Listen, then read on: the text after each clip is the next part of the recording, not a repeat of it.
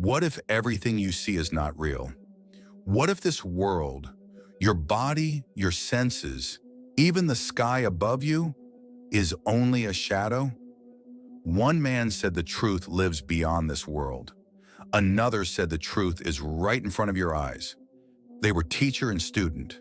They agreed on almost nothing. Yet together they shaped how humanity thinks about reality itself.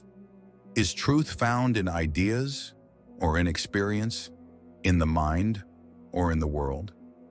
This is not just a debate. This is the clash that defines science, philosophy, and how you understand reality. Aristotle, Plato, and the question we still haven't answered. Plato believed this world was not the real one. To him, everything we see, people, trees, cities, was only a copy. The true reality existed beyond our senses, in a perfect and invisible realm he called the world of ideas. Plato described human life as a cave. We are chained inside, watching shadows on a wall, mistaking them for truth. But real knowledge, he said, lies behind us, outside the cave. For Plato, learning was not discovery, it was remembering. He believed the soul had seen truth before entering the body. To learn was simply to recall what the soul already knew. The body, he argued, was inferior. The senses were deceptive. Only the mind could reach truth. That is why Plato founded the academy, not to study nature, but to train thought itself. Plato always looked upward because he believed truth was not found in the world, but above it, and soon his own student would challenge him, saying, "No, truth is here." Aristotle did not look away from the world. He looked directly at it. Where Plato saw shadows, Aristotle saw evidence. He believed truth was not hidden in another realm, but embedded in nature itself, in plants, animals, motion, and change. For Aristotle, knowledge did not come from remembering. It came from observing, from touching, measuring, comparing. Reality had to be studied, not escaped. He walked while teaching. He questioned while watching the world move. This is why he founded the Lyceum, a place where thinking followed experience. Aristotle believed the universe was ordered, governed by causes and purposes. Nothing happened by accident. Everything had a reason. While Plato looked upward, Aristotle looked around. And in doing so, he laid the foundations of science, logic, biology, and physics. He did not reject ideas. He grounded them. Because for Aristotle, truth was not above the world. It was within it. Before they disagreed about reality, Plato and Aristotle agreed on something far more important, that the world could be understood through reason. Both men believed that truth was not random. Reality was not chaos. It had structure, order, meaning. They rejected myth as an explanation for the universe. Stories of gods were not enough. The world needed logic. Plato and Aristotle both believed that knowledge was something humans could reach, not through violence, not through authority, but through thinking. They shared a deep respect for reasoned debate. Neither believed in blind belief. Neither accepted ideas without questioning them. Plato used dialogue. Aristotle used analysis. Different methods, same goal.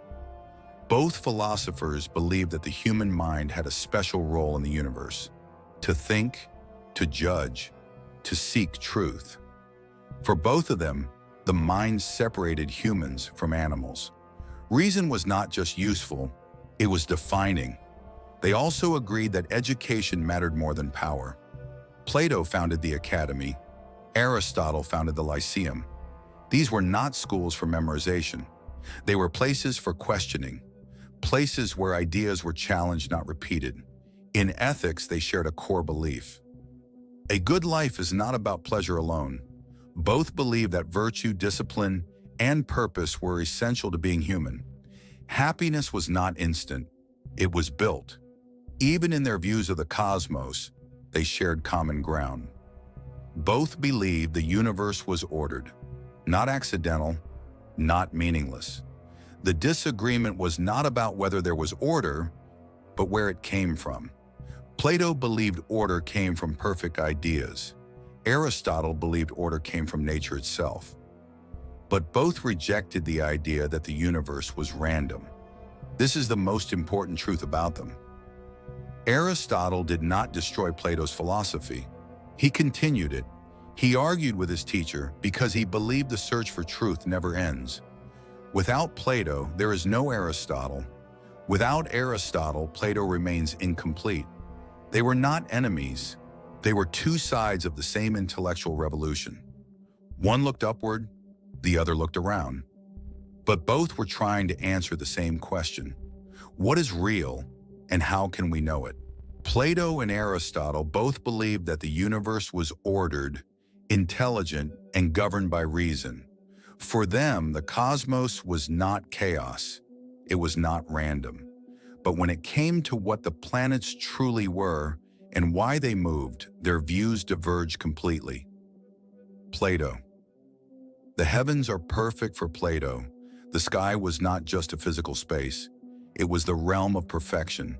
He believed that the planets are living beings. They possess intelligence and soul. Their motion is perfect and circular. Because for Plato, the circle is the most perfect form. It has no beginning, no end, no rupture. The movement of the planets was not merely physics. It was the visible expression of eternal ideas. The heavens in Plato's view were unchanging, eternal, flawless. The earth, by contrast, was imperfect, only a shadow of this higher reality. What we experience here below is not true reality, but a reflection of something purer above. Aristotle. The heavens obey laws. Aristotle approached the sky differently, less mystical, more observational. He also agreed that the planets move in circles, but not because of perfection. For Aristotle, the universe functions through natural laws. Every object moves according to its inner nature. The heavens and the earth follow different rules. On Earth, everything is born, changes, and eventually decays. But the heavens are made of a different substance, ether. This substance does not decay, does not change, does not break down. That is why celestial motion is eternal and regular. The planets, for Aristotle, were not alive. They did not think, but they moved with absolute consistency. The heavens were not divine minds, they were a perfectly ordered system. Two visions, one cosmos. Plato said, the heavens are the realm of eternal ideas. Aristotle replied, the heavens are the result of natural laws. One looked at the universe from above, through ideals. The other looked at it from below, through observation. And for centuries, human thought stood between these two visions. The question remains, is the universe a perfect idea made visible, or a system of unbreakable laws? There is no simple answer, because Plato and Aristotle were both right in different ways. Plato was right when he said that truth is not limited to what we can see. Justice, beauty, mathematics, logic. These cannot be touched, yet they are real. Plato expanded the limits of human thought, but Aristotle was right when he said that understanding begins with the world itself. Observation, experience, evidence. Modern science was built on this foundation. History showed that for science, Aristotle was more practical. But for meaning, values, and philosophy, Plato never disappeared. The truth is this: the modern world was not built by choosing one. It was built by using both. We think like Plato, and we measure like Aristotle. So the real question is not who was right. The real question is, which one are we forgetting? So now let me ask you something. When you try to understand the world, do you look up, like Plato, searching for ideas, meaning, and truth beyond what you see? Or do you look around, like Aristotle, trusting observation, evidence, and experience? Because whether you realize it or not, every day you choose one of them, sometimes both. And maybe that's the point. The world isn't built by one answer, but by the tension between them. If this question made you think, you already understand why these two still matter. Like the video, subscribe, and keep questioning reality.